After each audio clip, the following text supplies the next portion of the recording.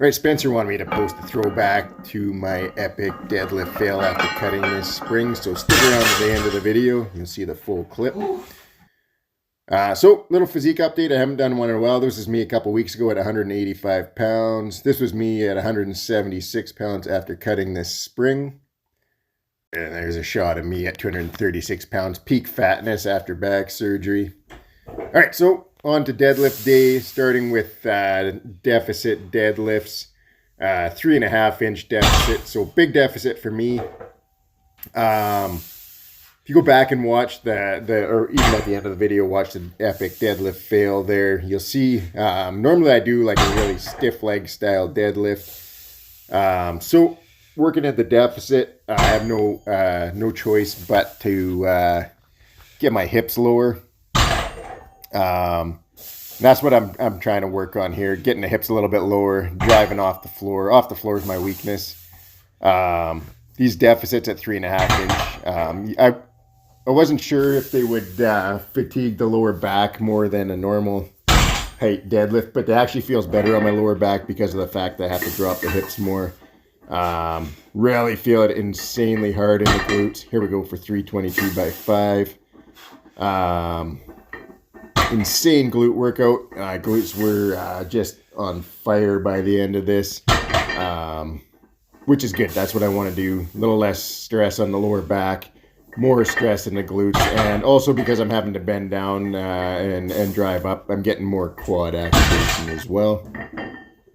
Now, 366 by 3. So these are my max sets today. 3 sets, 366 by 3. In this video, I don't go out for dinner very often, but my girls just finished their semester at school. Both are absolutely killing it. My wife and my girls love Chinese food, so went out for Chinese food right before this deadlift session, and I am absolutely massively bloated in this video. I'm not a big fan of eating Chinese food, but like I said, it's my wife and girls' favorite, so we went out and had Chinese food buffet for dinner. All right, so you can see here that rep right there, rep 2 of this set. You can see the bar as I came up off the floor, the bar swung away from my shins. Really insanely hard rep. I've got to really kind of recover in between and before I go for the third. So that's something I need to make sure that I'm focusing on, especially in the deficit, trying to keep the bar against my shins. You can see that one wandered a little bit away from the shins there too. But want to focus on getting it against the shins and dragging it up the shins.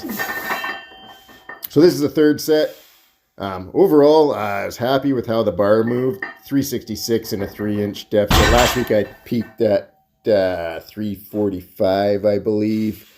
So about 20 pounds or so up from last week. Yeah, I didn't know what to expect with the deficits. So like last week was the first time I tried them. I didn't do this heavy, but they felt really good. That's weird. Like it's a mental thing for me maybe, but I have a hard time getting into a deadlift position. I almost feel better getting into a deadlift position in a big deficit like this than I do off the floor. So we'll keep working at it. See where it goes, see if it helps the deadlift take off. Finished off last set, 322 by 5. After this set, going to go into doing some rack pulls. So just really focused on hammering the glutes. See, when I do my rack pulls, I like to do them high.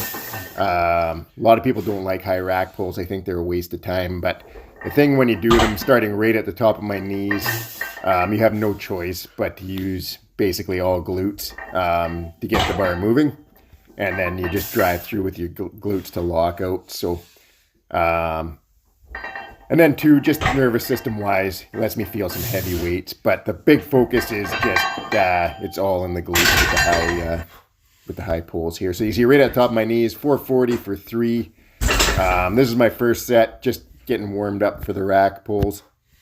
And we're going to jump to 528 for singles. It's been a while since I've done rack pulls, so I've been doing them with the bands on dynamic day, but they're lighter at the start and then they get really hard at lockout. These are obviously max weight right from the pins. So here we go, 528. Go and then boom, just drive through with the hips. This rep, I think, moved a little bit slower, but still, once you get going up the legs a bit, then just push as hard as you can. Drive through with the glutes and the hips. So that's what that's my focus here. Get that hip extension at the top of the movement. And then into some, it's been a long time since I did these, but seated good mornings.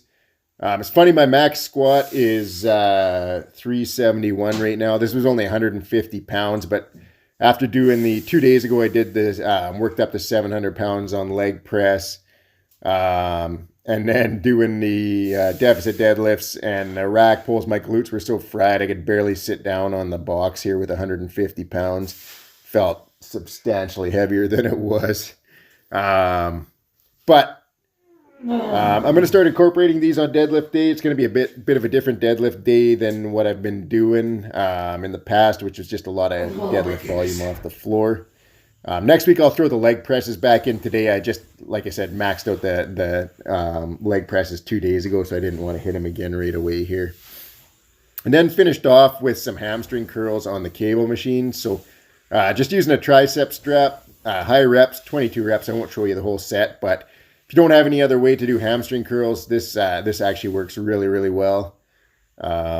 Just got to get innovative. And then this is the epic deadlift fail.